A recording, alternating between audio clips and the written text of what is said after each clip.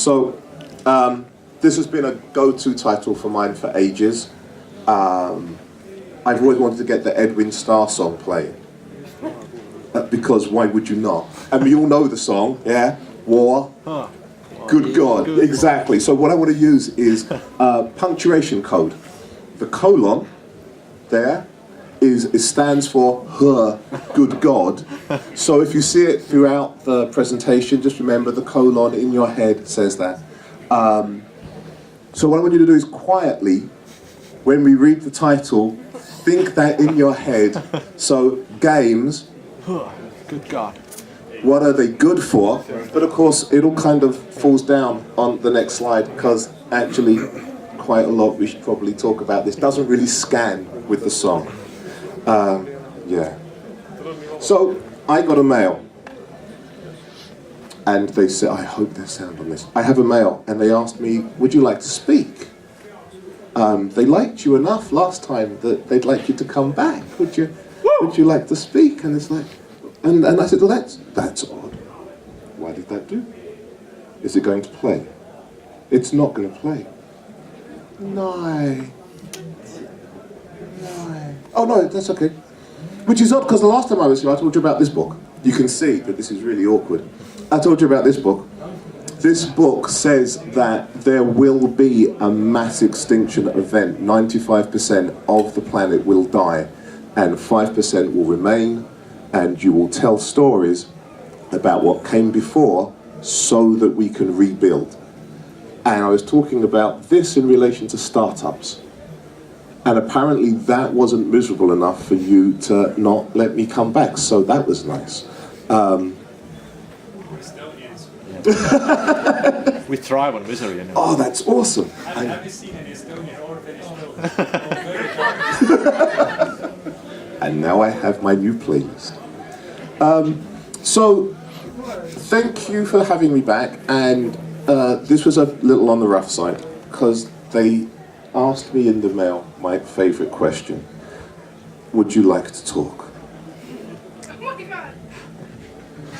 Is it going to play? What do you think? What's my luck like?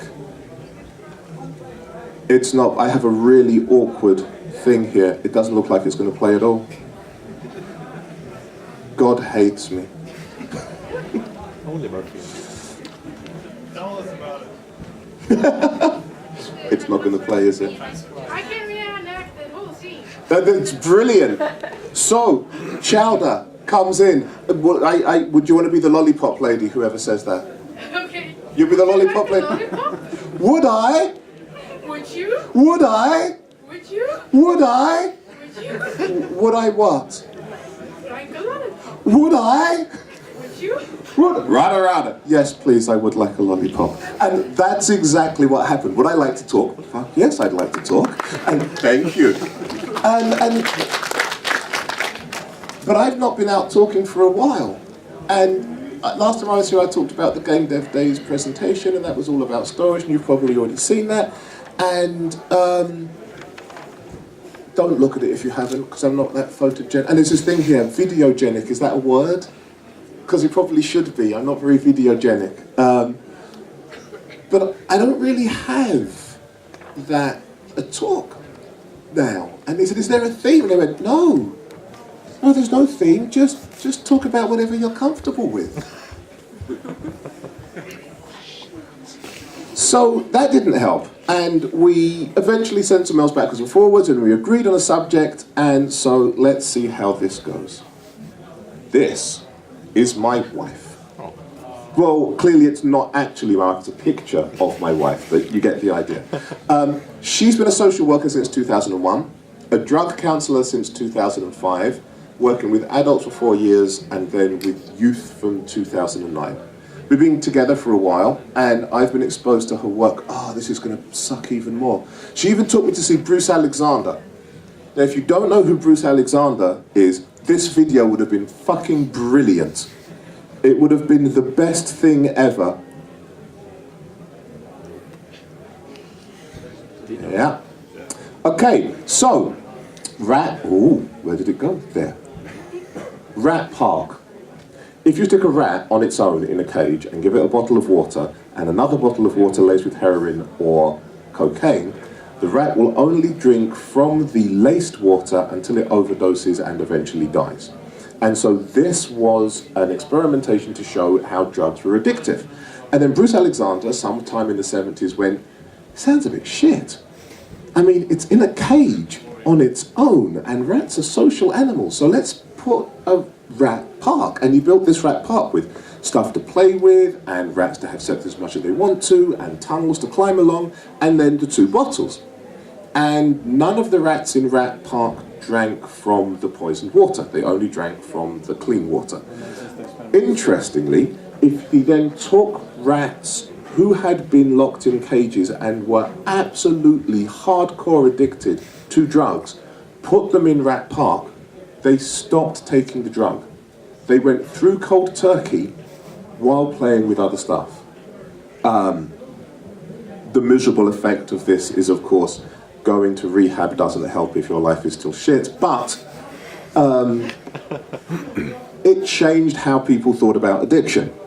And so this is the presentation I'm going to give you at midnight at an independent game festival. It's a serious game talk. More specifically, it's a presentation about game design and game playing that uses game language and methods as therapy. And as we're a game playing generation, surely we should be using systems that we're familiar with for helping people in need. I'll give you a break now if you need to run. Awesome, you are properly stuck now. Lock the doors. So, this is Martina, this is what she works with. She works with at-risk kids. Now, at-risk here is can join a gang or get involved with further criminality. They see drug use and gaming as a subculture. They do it with other people that do the same things. There is ritual and methodology around it. And the thing about subcultures is you don't see them as bad if you're in them. And so we say that these are kids with a problematic relationship to drugs. Because you never tell a 15-year-old they're an addict, because then you've tarred a kid to thinking he's an addict for life. Especially because he only smokes dope at the weekend doesn't make him on the streets never mind. Because they're in a subculture, they're tarnished by parallel views of the same subculture. So you are wasting your life by doing drugs and or playing games. And while the activities are different, the stigma is the same. You're sitting in your room, not being a productive member of society, doing something that's terrible. Of course, if you're sitting in your room on your own reading a book, presumably that would be fine. Something about computers and games make that different. And because of this, you have this method of narrative. So the kids that she works with say they feel alienated by modern society today, especially in Denmark, which is where she works. Watching at how we've stigmatized the hoodie as being an item of clothing to being a generation of kids that are definitely going to be worthless, so let's not waste any time educating them. There is a sense that the youth is being wasted on the young. And so they look for coping strategies for things like this. And those kind of coping strategies can either be smoking dope, getting drunk, playing games. And all the ills of the world are laid on them.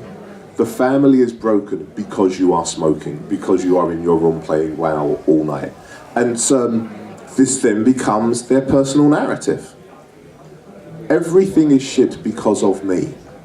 Because I have caused this, I must now find a coping strategy so I can get through this unending misery that I have caused. I will smoke more dope.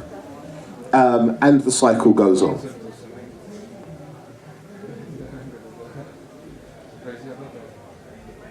Oh, slide. Oh, this is fun for me. So no one no one chooses a problematic relationship with anything. We build survival strategies to a situation and work from there. Now this may set some of you thinking, I've had a bit to drink, it's late. You might start questioning, your relationships that you have with stuff. Chocolate, late night TV, things that we won't mention in polite company. If you feel you have a relationship that is troubling you, go and find someone to talk to, it's okay. I have a troubling relationship to work. I know that if I work and I think it came from when I was self-employed. Because when you're self-employed, living in a sublet, you work all the time because you're going to get paid. And so I should go and get some lunch. I'll just do a bit more work. Well, okay, I've missed lunch, I'll have a coffee, I should go and get some dinner then. I've probably got something in the freezer I can heat up, it'll be okay. And then the phone rings for a random survey 3 days' time and you tell them they've got the wrong number and no one lives here. And then you realise that's the first time you've heard your voice for 3 days and somehow your world has become the room that you've sat in. If I stay in bed for over a day or for a day, I will then be depressed for a month and a half. Because if I don't have a reason to get up, therefore I feel there is no reason to get up, and so why do I bother getting up the next day? And I know exactly what my triggers are to how to avoid them. So if there is stuff here that starts you going, shit, go find someone to talk to, it's okay. Look at me oversharing. Thank you. Oh, that was lovely. I can just go now. That doesn't matter. So the thing is that when you talk about these people that play games, they can tell you all the positive things that they have got out from them. And it's kind of related to the games that they play, but they've learned to speak another language. They have a social network, generally from other places around the world that they go and hang out with. They have a social narrative where they are the hero. But these are the obvious things. So Martina asks him a bunch of questions. Why this game? What made you play that? If there's races involved, why did you pick that race? Are there classes or roles involved with those games? What drew you to that? And is there a style of play or a set of actions that you fall into? Well, why?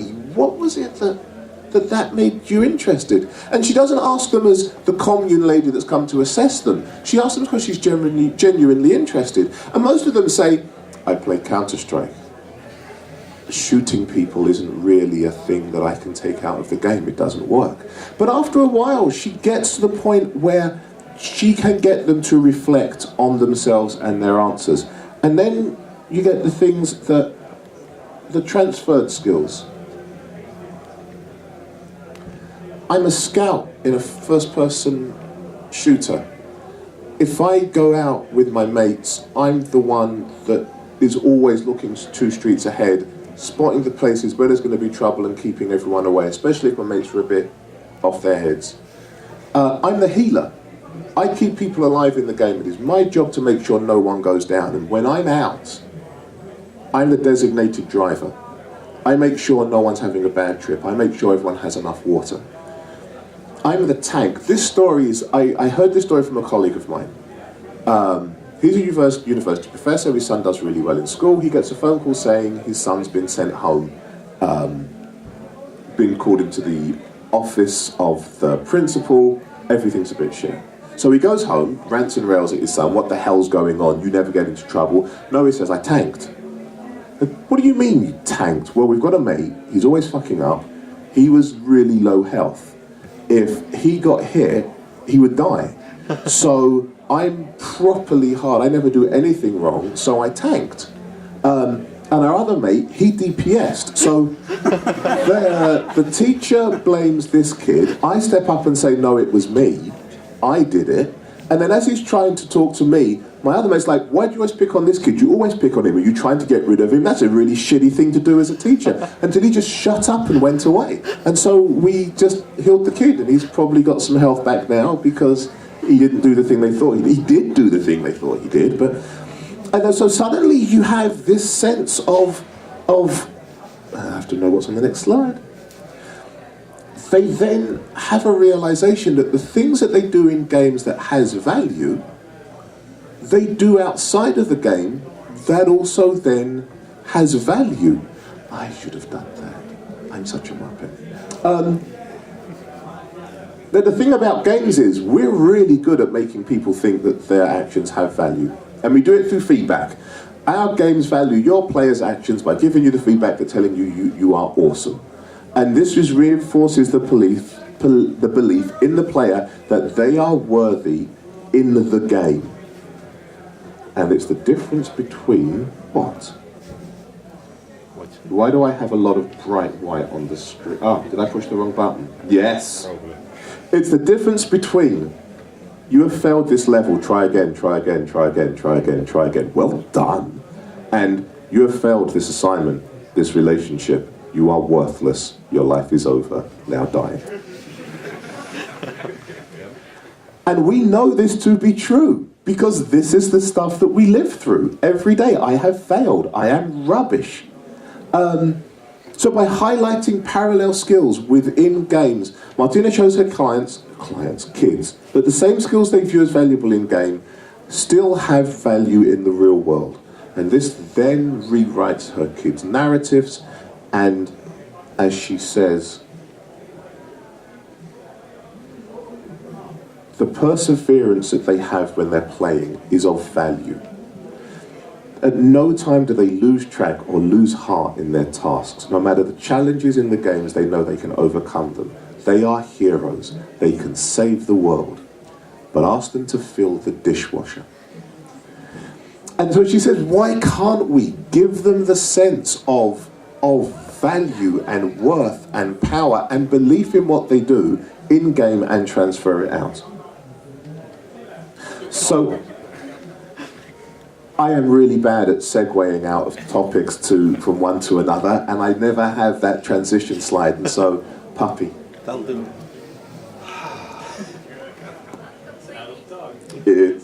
Well, it is an adult dog, yes, but he will always be my puppy. This is Jane McGonigal. She's an American game designer, specialising mainly in pervasive games and alternate reality games. She's done a number of talk places. You may have seen her talking on TED about reality being broken and game designers can and should save the world. Oops, I haven't got the timing slides on, have I? That would suck. She also wrote a book called Super Better. The book Super Better she wrote because she was concussed. She had a miserable concussion, couldn't do anything, was properly depressed, couldn't work, and was spiraling out of control, and realized that she needed to do something to make herself feel better. And what she did was devised a game, not a gate, custom mark, comma, ES that I just noticed, the one spelling mistake in every slide.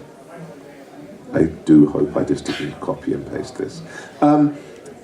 So she talked about how this game helped her, but one of the things she talks about is, what is a game? And she says a game has 4 defining traits, which really didn't scan on this slide. So it has a goal, a specific outcome that players can work to achieve. It has rules, which are limitations on how you reach that goal.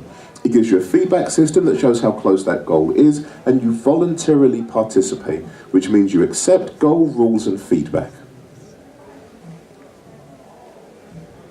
Now let's just take a leap of faith and say that there are 4 defining traits of therapy. You have a goal, which is a specific item your client is working to achieve. There is a series of challenges that you need to get over to achieve that outcome. There's a feedback system to show the client how close they've got to reaching their goal. And there's a voluntary participation, because you can never make anyone change. They have to want to change. And we're really good at this type of behavior change things because we have game mechanics, and game mechanics teach behaviors. We give you a set of mechanics. I can move.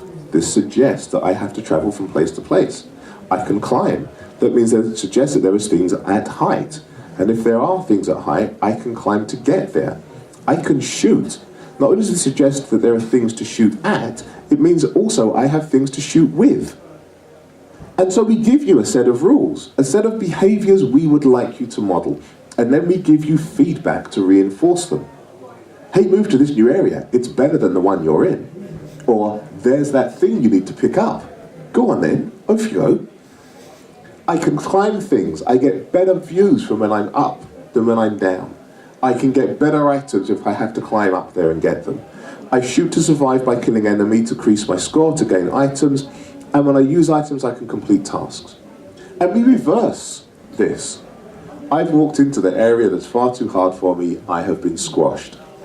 Don't do that thing. Do this thing. And through the series of gaming, we teach you the behaviors that we need you to exhibit to play games. How many people are now very uncomfortable about the games that they play? Not as uncomfortable as I am as a designer standing up here saying this. So we teach, oh, yes, no, that slide was really clever. So we teach behavior, and we teach it through feedback and, no, that's it really, just feedback. But you all learn behaviors, and none of you will accept this. You'll just go, no, it's just gameplay. Yes, the gameplay that we want you to play. So, Martina, I sent her these slides just before I sent them in, and she told me this slide is terrible. It's not that it's wrong, it's just that the CBT has moved on a lot more than the time she wrote this slide for me a couple of years ago. But effectively, thoughts, feelings, behavior are all connected. We can learn to do better and change to reach goals if we learn to identify and analyze problematic behavior and distressing emotional responses. CBT. Thank you. Good night. There's two components to... Last time I was here, I talked about game analysis. This is the game analysis slides. Two components to connect cognitive therapy. Function analysis and skill training. One of these is going to be really, really bright white. I'm sorry. Function analysis. Tell me all you can about the last time you used cocaine or smoked hash. Where were you? What were you doing? What happened before? How were you feeling? When was the first time you were aware of wanting to use? How was the high like in the beginning? Can you think about anything positive that happened to you after you used? Can you think of any negative consequences that came from using? And so they go through these conversations. They have this nice, and it's self-reflection on the behalf of the player. See, bright white light. So you have this thing. What are your triggers? What are your thoughts and feelings? What are your behaviors? And what are the consequences of this event? And you just build this up. So I met some friends on the way home from school, the guys I normally smoke with. It could be great if we got stoned just to have some fun. So I wanted to get stoned, and it led to some excitement. I joined my friends, I got money from the ATM, we go and buy it and we smoke it. I had fun, getting stoned was great, I was relaxed, it was fantastic, but then Dad got angry and Mum got sad, and there was a shitty movie in the house. So what we do is train an individual to recognize the triggers that they have and unlearn old behavior or relearn healthy behavior. If I am at home, having taught at summer and the wife goes to work, she makes sure that I am out of bed when she leaves for work, or half an hour outside the house she phones and makes sure I'm out of bed then. Because she knows now what my triggers are and ensures that I don't do this. She works at a place called First Move. I just stole her slides. The goal is to identify and reduce the kids' habits associated with drug-using lifestyle by substituting more enduring positive activities. So, this is something we could gamify. And let's not use the word gamify, because that just imagines like badges and slaps on the back. Here is something we could apply game mechanic to, because we're good at teaching behaviors. We could do something with games and therapy to help situations like this.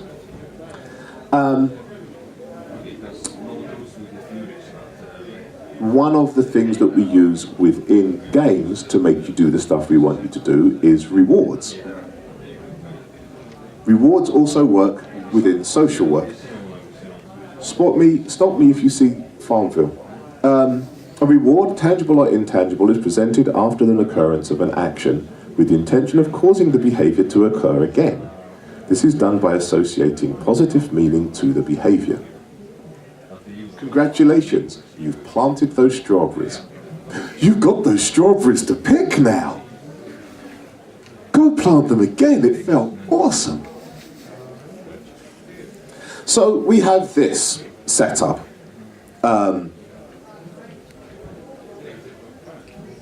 Punish the bad, represent something as unpleasant, reduces the possibility of the behavior being repeated, reward the good, present something to be pleasant, increase the possibility of that behavior being repeated. As we know this to be the Skinner box, he says, hoping that's the next slide, yes. The Skinner box, we make you do things, we give you a reward, we teach behavior, we give you mechanics, we make you do the things we want you to do and not do the things we don't want you to do. In the wrong hands, this is a Skinner box. In the right hands, this is therapy. I've not been killed yet. So far, so good. Yes? I just wanted to mention that when you give out these rewards, then it's important that you don't mention before the activity that there's a reward and the reward has to be a surprise. I have, so she used to work at this place called Multifund. Did anyone hear that?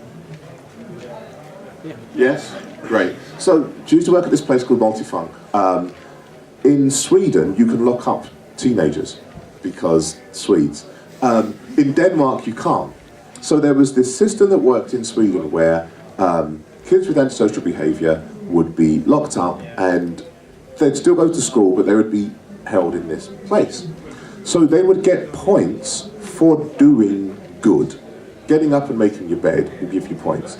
Getting down, having a healthy breakfast will give you points. Going to school will give you points. Coming back doing your homework. And then as you raised up levels, you would get rewards. So you want to go to the cinema? Well, you need to be X level to go to the cinema. And their belief was if you reinforce enough behavior, it eventually becomes second nature and then everything is awesome. Lego flashback. It came to Denmark. Denmark, you can't lock kids up, and the place where they put this institute was right next to Christiania. For those that don't know, Christiania is where you buy all the hash in Denmark.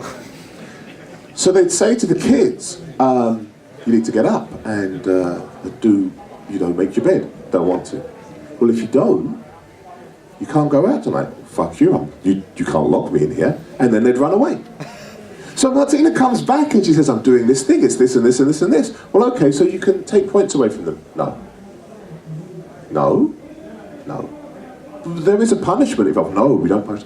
Well, this is fucked. It's never going to work, is it? They're pretty convinced it is. It will never work for these reasons. And X years down the line, they've now finally closed it down because for all of those reasons that were bloody obvious, it didn't work. Except for the properly real antisocial people who looked at the rules of the game and played it perfectly. And they had two poster kids for this game. All of them, they were absolutely brilliant. They did the points, they were perfectly behaved, they did everything they were meant to do. One of them broke into one of the staff cars and him and his mates joyrided around Copenhagen until the police caught them burning it. And the second one, the police turned up because he had bullied a kid into taking out money for them every day on his credit card and told him if he ever told anybody, they'd be fishing his body out of the harbour. And eventually his parents wondered why he wasn't going to school and they eventually got it out of him and the police turned up to arrest him. So the antisocial people who saw the rules of playing the game properly played the game. Everyone else didn't. That's not a happy story. I say it's not a happy story. She would come in and talk about it and we would all laugh our asses off, but yeah, they're terrible. So here is my hypothesis. Oh, where's my hypothesis? There it is. I work with systems because I'm a game designer. Game systems, engagement systems, feedback systems, behavior change systems. The language of behavior change therapy is the same language of games and games design. Therefore, we should be able to build games for therapeutic change. No one is disagreeing. I love this audience so much. So here we have some more miserable stuff. This is from a paper called Guidelines for Designing Effective Games as Clinical Interventions, Mechanics, Dynamics, Aesthetics and Outcomes, the MDAO Framework. It's not terrible. There is some fundamental misunderstandings of game design with it, but as a paper, it's absolutely blinding. It also costs the earth, so if you want it, there will be an email address coming up. I will rip it out the book that I paid, that my university paid for, and I will let you all have it. The short version of this: 3 things affect behavior change. Attitude, the person's view on the behavior, the subjective norm, whether the communal society perception of that behavior, and the perceived control, the degree of which of self-efficacy a player has. And that serious games lean towards raising awareness, never really change. So we'll make you aware that eating fatty food is bad for you because you'll put on weight. Well, great, I know that. I'm still going to eat them because I really like how they taste. And so raising awareness isn't important. These people, I love this name, Gentle and Gentile. So I grew up with baby lotion and talcum powder, and that's Gentle and Gentle, and I keep looking at this thinking, why were the baby powder people doing stuff on games? They demonstrated that games operate extremely powerful teaching tools and pedagogical tools, I hate that word, for training skills, changing attitudes and conditioning behavior. And they did this because games are active. They're active, you take an interest in what you're doing, that you are, oh, do I do the rude thing and ask them if they're talking about penis sizes, because that's why they're laughing so much. They reward behavior through difficult challenges, and through that sense of flow, that sense of I am doing better as I go along because I am engaged in this activity, I believe that I have ability to change. Games increase people's self-efficacy because they prove that they are capable. And this is where everything sort of went wrong in my work. I say to Martina, this is amazing but really difficult. I mean, each patient must have a specific issue and that treatment must be different. How do you build games for that? I mean, we could build events which show transferable skills, and so events which teach self-efficacy, but that's just going to teach belief. It's not going to really evidence change. How do we do this? Because not all doctors want to be games. Not all games designers. It doesn't seem to be much sense. And then a friend of mine, she went the opposite way. She said game design should be art therapy and game designers should be therapists. And boy, do I feel dumb that I didn't think that. Oh. We're going to bring this one home. There's about 3 slides left now. Yes, there is. Gosh. So this is Doris Ruch. She says, games model a type of reality, and a problem is a reality to the patient. If the patient can model their reality, they can externalize their problem, they can understand it systemically, they can reflect upon it dispassionately, and they can think about solving it proactively. And because the moment you externalize a problem, then it's not really about you anymore, it's about something else. And so it's a lot easier building a situation around this. Am I well over my time? Soon. So she's working with an American Association of Creative Art Therapists to get game design recognized as an art therapy. And she's been doing trial runs. The one she talks about, there is a patient comes in with an anxiety disorder. They go to parties where they want to meet people, they're lonely, they don't know how to meet people. So they set this game up. The board is a party. There's a bunch of people at the party, and there's her. And the win condition is a meaningful interaction. And then they discussed meaningful interactions. They went, well, that's really high risk. Could you have smaller interactions that would be the same as a major interaction? You don't need to like find your soulmate every party you go to. They're like, well, that's true. So they put it down to either one meaningful one or a number of minor ones. And then anxiety became a part of the board. And they set this game up and they play through this game and they go through stuff. But the thing that the patient said when they walked and they finished building the game is, how do I win? And they go through the sub-session and the person goes home, and then the people watching says, nobody in their first session ever asks, how do I get over my problem? But because it's a game, you know you're going to win, you know you're going to get over your problem, and it sets that expectation and that win condition that you will get better.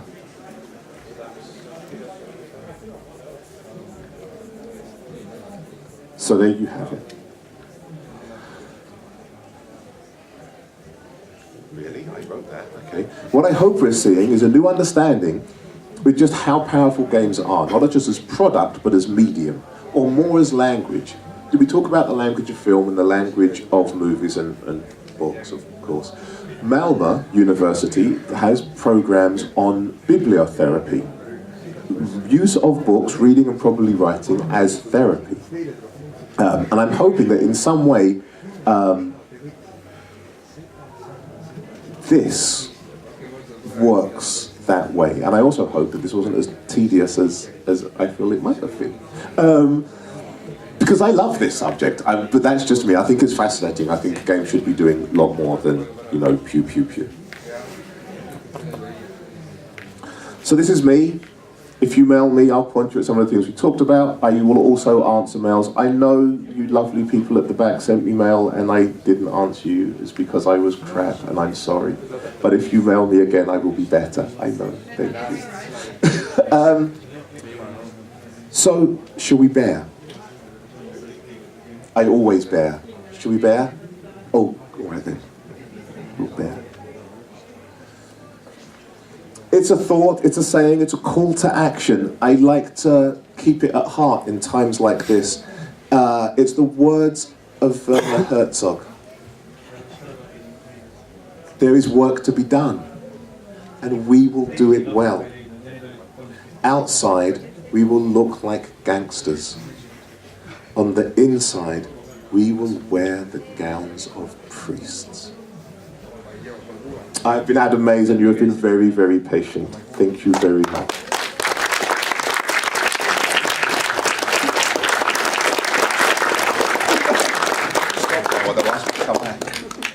We have no time, do we? No. Oh. Questions at the bar, one beer for one answer.